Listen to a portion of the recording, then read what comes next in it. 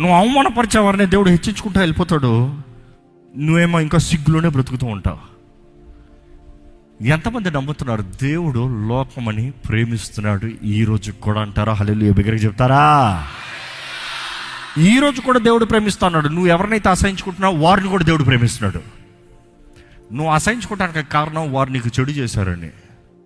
దేవుడు అదే రేషియోలో నిన్ను చూశాడు అనుకో, నువ్వు ఎన్ని చెడు చేసావు దేవునికి చెప్పు. ఎన్నిసార్లు మాట వినలేదు చెప్పు.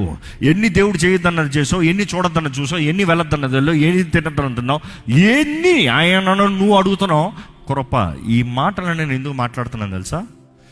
ఎందుకంటే నిన్ను వల్లే నీ పొరుగువాడిని ప్రేమించు. Why I'm saying all this thing? చాలామంది వారు తప్పు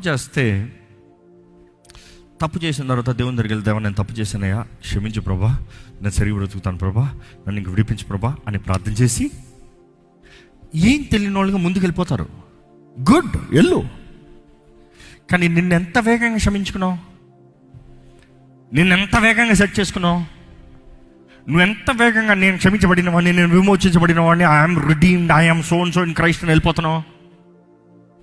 నిన్ను నువ్వు సట్టడు వదిలేసుకున్నావు, మరి మిగతా వాడిని మాత్రం పట్టే పెట్టుకున్నామే.